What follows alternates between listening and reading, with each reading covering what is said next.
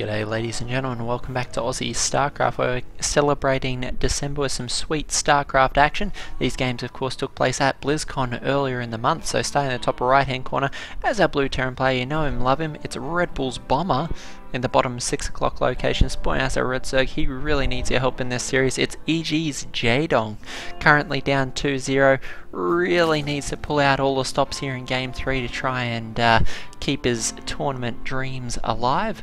Of course, we have game 1 up on the channel. Game 2, much shorter, was a double proxy racks from Bomber, and he managed to seal out the game very quickly. So Jadong's clinging to the edge of his hopes and dreams here for 2014. Can he make a comeback? We will see. The map is of course going to be merry-go-round, so quite a common and popular map, one of the most popular maps in the current map pool. Very well known and understood, obviously very popular. I think one of the main reasons for its popularity is the map edges that we see along these points of the map really inhibit flying movement, so allows the battle to take place on a much more predictable frontier. So quite interesting to see a map with those sorts of features hit the map pool. It was very much a new thing with merry-go-round, but obviously a little bit popular with the pro players. So we've seen quite a few maps on it at this point, and Terran vs Zerg, quite a well-known matchup in general. Obviously third base locations are the struggle. If we look at the obvious third for Jadong, it is vulnerable to pushes from multiple directions, as well as the Terran player, well, obviously with the spawning location of Bomber, he's unlikely to take up position at the top of this ramp. With the battle taking place, his main angles of attack are going to be down this right hand flank or down the central location past the watchtower. Of course on the other side of the map, Bomber's third going to be very vulnerable to things like swarm hosts from this higher ramp location, and can be pushed from multiple directions as well. So very interesting. The spawn locations very much dictate what sort of units are going to be more or less effective, and we'll see just what these players decide to use. Jadong never been a big swarm host player, so I doubt we'll see that from him, but the Lings and Baneling play always very popular in his book, so very likely we'll be seeing a few Zergling run-bys and potential pressure on those third base locations. Jadong already got his spawning pool just about to finish up here, his expansion just about finishing up on the low ground there, so we'll see a pair of queens in production, and we'll see Zergling speed start off any moment now, and there they are down there on tab. Few Lings to scout out around the map. We have Bomber yet again going for a very greedy opening here. Gas only just starting up now at the 4-minute mark. A little bit different from his game 1 opening, where we saw 3 command centers by the 6-minute mark, very low on the gas production. At that point, this time we see Bomber grabbing both his refineries as early as 4 minutes, 3 in each. I think we'll see a much heavier gas opening here, perhaps a factory for some Hellions. We will see. See Jadong, those queens just about to finish up, and really hoping we see Jadong play a much more aggressive role this game than he has in the previous rounds. He's very much been reacting to Bomber, and Jadong I feel is one of those great aggressive players out there, can really get things done even with small packets of units.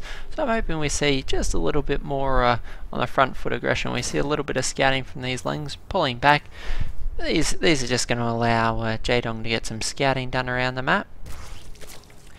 Interestingly enough, we'll just pull up the panel there.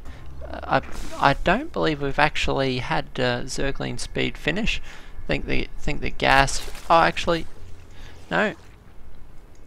Yeah, no, indeed, Jadong actually hasn't grabbed that Zergling speed just yet, in spite of these gases going. In fact, we have Overlord speed again, so very popular choice for Jadong there. Loves the Overlord scouts. Indeed, we have 2 Overlords in position, one moving across the top of the map, one just below Bomber's base, so he's going to get a great scout off when that finishes.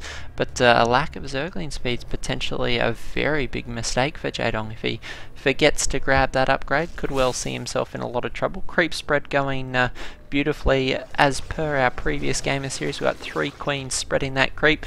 Lava injects going down quite regularly for Jadong, so not losing out on the lava count or sacrificing in any way for that creep spread, just pushing out nice and quickly. These 3 queens will get that creep up through the middle of the map, which is very important for for these for the potential aggression that he'd love to put into play. Bomber actually going for a Banshee here to back up a Hellion opening, so we could have quite a terrifying Hellbat Banshee push. Is quite a popular push with the changes that were made to the Hellbats a few months ago, and one that's very difficult for Zerg players to stop. If the positioning of the Queens and Zerglings isn't just absolutely spot on, the Zerg player will frankly just die to this sort of pressure. We have 4 Hellions already in the middle of the map. We have a few Queens already coming across from Jaedong. I love this quite proactive plan. You can see these Hellions from his position on the watchtower, and they will be lapping around looking to take advantage of a hole in Jaedong's defences. The Queens, this creep spread is just off the chain. 7 creep tumors at a time. 3 Queens going to be able to continue to spread that in all directions. Hellion count going up to 6, and first Banshee, I believe, is already on the field as well. So no cloak for that Banshee, but these Hellions going to be getting in position. Banshee to back it up is going to do a lot of damage to these units and buildings, and Jaedong quickly producing a few Zerglings to try and back it up. 1-1 is on the way, but Bomber not slowing his macro behind this. Third base on the way. Armory for this Hellbat transformation. Nice run by Jaedong as he makes his way actually. Oh, shame he didn't pick off that worker just a second earlier. Would have prevented these Hellbats from actually transforming. That would have been a massive play. A few Zerglings coming down looking for these Marines, but unfortunately not enough units in play. Jaedong's going to have to pull back these Queens. Loses a Queen there. A little bit of a misclick. Those Queens potentially could have transfused a third. This Banshee actually is going to die straight to the Spore Crawler. A bit of a mistake on Bomber's part, but both Queens being isolated here. These 2 workers going to get roasted by the Hellbat forces here. Big cleanup on aisle 3 as the Baneling streaming. This last Baneling, can it do it? Managed to get 2 Hellbats and a Marine, so massive detonation for those last few Banelings there, as Jaedong has Bomber in complete withdrawal, actually managing to supply block him. This third CC either going to get a cancel forced here or at least delay its production at the very least, and Jaedong is all over Bomber's natural expansion. Indeed, there's the cancel. You can see massive supply block as Bomber's trying to produce a few extra supply depots. However, unfortunately, his natural expansion has been completely evacuated at this point. Refineries burning down. Great counter-attack there from Jaedong, and the fact that he's managed to snipe that armory, very important building, means 2-2 upgrades are going to be delayed. Bomber's going to need to throw down another armory in due course. We have a few medevacs on the field. It's a great move from Bomber, getting these out nice and quickly. Indeed, swapping that starport down so he can get them out 2 at a time, try and make these Marines a bit more cost effective. We still don't have combat shield. Do have Stimpack, but no combat shield on the field just as yet. This Overlord actually going to be providing line of sight here. Nice pick up from Bomber as he goes for a potential drop, but this is a massive force of Banelings and Zerglings, and I think these medevacs are going to have to turn around. There's still quite a few units down to defend, but this quite terrifying counterattack sweeping in from Jaedong. These Banelings just going to rip straight through the supply depot wall. Yet another supply block for Bomber. These SCVs on the ramp going to get caught out as the supply depot is forced to be raised. It's just like the terrifying scenes in Jurassic Park and those sorts of movies where you see someone sealed inside because they were too late to the party, and that's what happened to those SCVs. They couldn't make up the ramp in time. Unfortunately, the Zerglings did manage to make it into the main base. They're going to pick off the +1 weapons upgrade. This is a huge move for Bomber. It's going to give him the upgrade advantage. We have more Zerglings and Banelings streaming in. This command center on the low ground is going to start burning down now.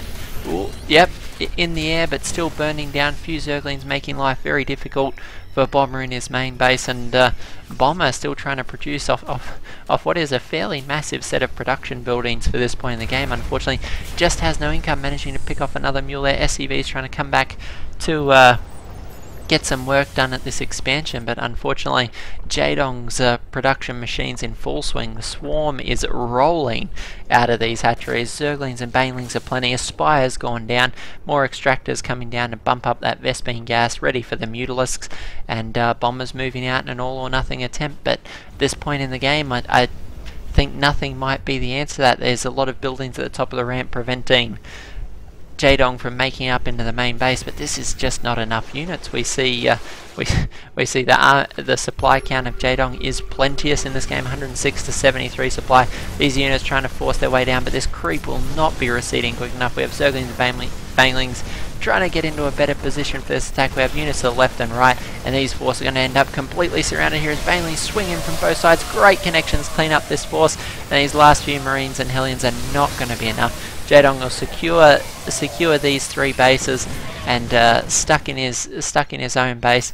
Bomber's forced to tap out there, as you can see. Just not enough income there from his singular base. Jaedong in a great position to get further and further ahead. So great news from Jaedong as he gets a little bit of momentum in this series. First game under his belt, still trailing 1 game to 2. Can he pull another one in game 4, or will Bomber close it out in the relentless style we've seen thus far in the series? Find out in game number 4, guys. This is Aussie StarCraft, and I'll catch